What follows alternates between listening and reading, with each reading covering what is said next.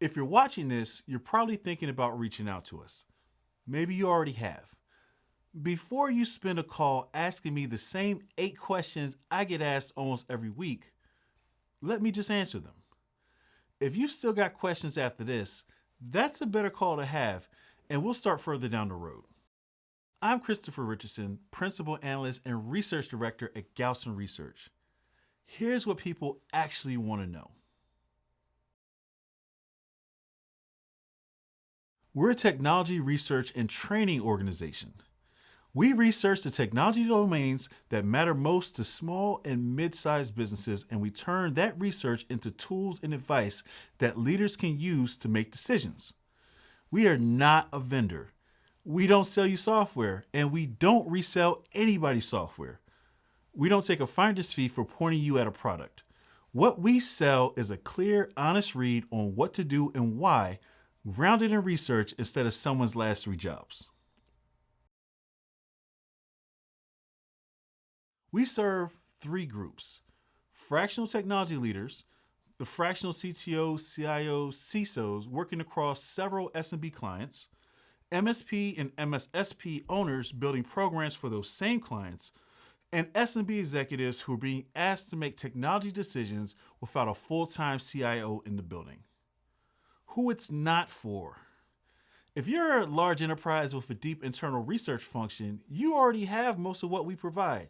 And if you want someone to validate a decision you've already made, we're the wrong people. We'll tell you what the evidence says, not what you hope it would say.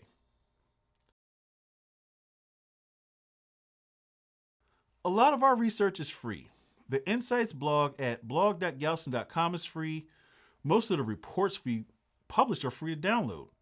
We'd rather you read the thinking and decide for yourself whether we're worth talking to.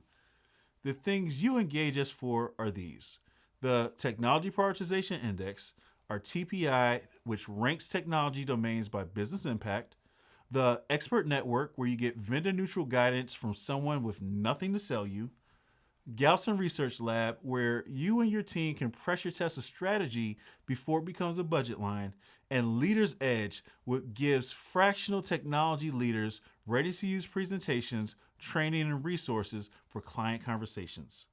Different doors, same building. You don't have to use all of them. Yes, and here's why it holds. The minute an advisor has a referral fee riding on the answer, you've lost the one thing you were paying for, which is a straight read. We don't take those fees. We don't have a preferred vendor list that somebody paid to be on. That's not a marketing line for us. It's the whole point. If we lose it, we lose the reason to exist. I'm going to be straight with you about why there's no price sheet. The free research stays free. The engagements get scoped because a fractional leader who needs research resources and an S&B owner who needs a strategy pressure tested are buying very different things. The cost tracks the work, not a package we're going to try to push you into.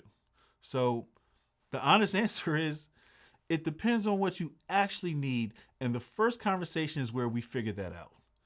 There's a separate, longer video that walks through exactly how we think about costs.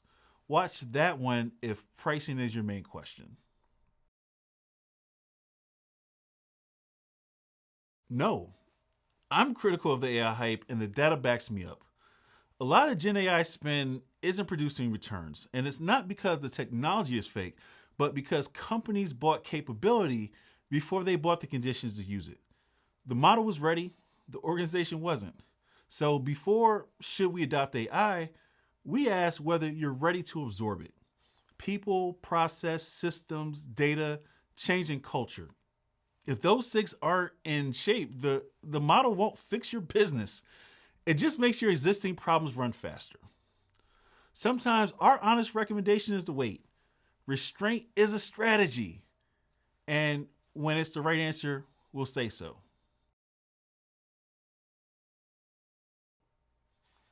Fair question. Our work is built on primary research and not vibes. To give you one example, our report on the fractional technology industry came out of 550 interviews.